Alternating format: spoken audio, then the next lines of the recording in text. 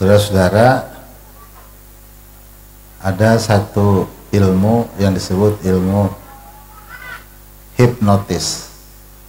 Ilmu apa? Hipnotis. Hipnotis itu ilmu untuk bisa bercakap, berbicara dengan seseorang tanpa harus berjumpa fisik. Jadi orangnya jauh bisa komunikasi gitu. Ada cara melatih ilmu hipnotis itu, yaitu melatih konsentrasi namanya. Harus fokus. Cara melatihnya itu diantaranya dia bikin lingkaran obat nyamuk. Ini lingkaran. Bikin lingkaran terus, ntar dibikin titik di tengah tuh. Dia harus bisa mandang titik itu dalam tempo waktu tertentu. Dilihatin titik tengah sampai dia fokus, lingkaran yang di sampingnya nggak kelihatan. Yang bunderan tuh yang di samping tuh obat nyamuk sampai tidak terlihat, ngeblur, gelap. Yang dilihat cuma titik tengah, dan titik di tengah itu yang awalnya hitam itu menjadi cahaya akhirnya. Jadi pinggirnya gelap karena dia fokus memandang ke tengah. Akhirnya di pinggir tuh yang lingkaran itu berubah menjadi gelap dan di tengahnya menjadi terang dalam penglihatan matanya. Nah, saat itu sering dilatih, dia akan bisa komunikasi dengan orang yang tidak nampak di depan mata, yang jaraknya jauh. Begitu katanya, saya mah nggak bisa, begitu katanya gitu. Pada intinya begitu. Jadi kalau seandainya dia sudah berhasil melatih konsentrasinya dengan menggunakan salah satu cara tersebut, hal-hal yang di luar kemampuan orang dia bisa kerjakan. Titik sentral itu namanya. Begitu. Kalau dalam kehidupan ini titik sentralnya itu duit. Asal punya duit juga apaan kebeli. Ya. Iya, mau beli motor ada duit kebeli. Mau beli mobil kebeli. Mau beli baju, beli kain kebeli. Karena dia punya titik sentral kehidupan, yaitu uang. Raja kalau duit mah, kata Imam Ghazali itu ad-darahim mulukud dunya. Duit itu raja dunia. Maksudnya orang yang punya duit itu akan merajai dunia. Apa aja bisa dikuasai. Negara bisa dikuasai. Dia ada RT di kampung. Ya. Kemudian di antara masyarakat yang dipimpin RT ada orang kaya raya. Ini RT diatur sama orang kaya.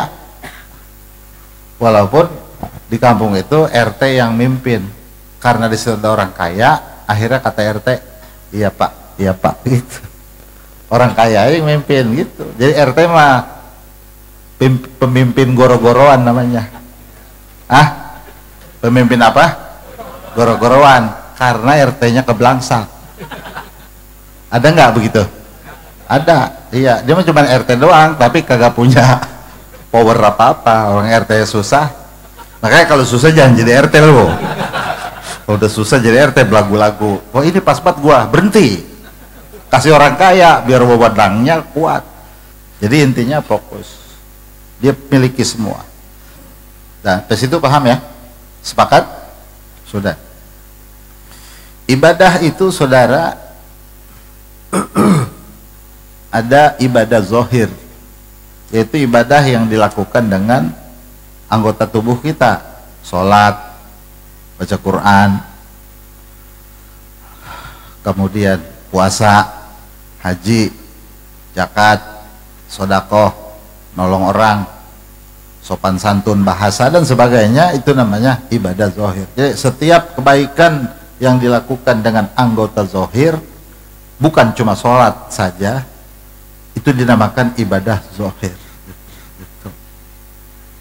Kedua, saudara, ibadah yang enggak kelihatan sama mata, itu ibadah batin.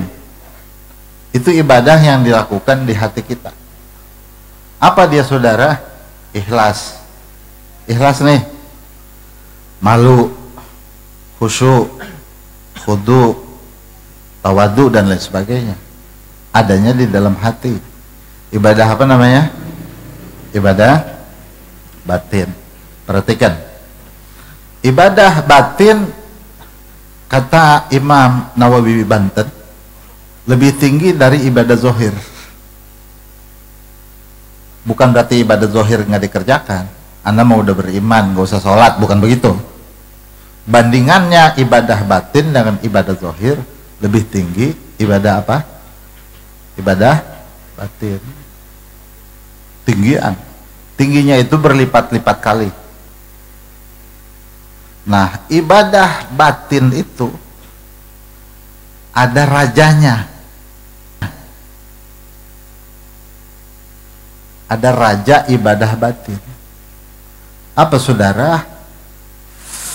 Ada intinya. Kalau tadi raja dunia apa? Duit. Kalau nggak punya duit, jangan jadi RT. Apalagi jadi RW ya. mau meteran doang, sama stempel, duit kagak gableg. Teh. Nah, terus dia sama nih, duit raja dunia. Ibadah ada rajanya. Kalau ini raja dia pegang, saudara, ibadah yang lain ketarik. Apa rajanya? Iman. Raja ibadah iman. Jadi semua ibadah batin di bawah iman. Sebuah ibadah zohir di bawah iman. Yang hadir ke sini, saudara, kalau tak punya iman nggak mungkin datang. Berarti ini di hati kita masing-masing punya raja ibadah.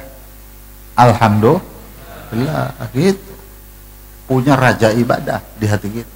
Beriman kepada Allah.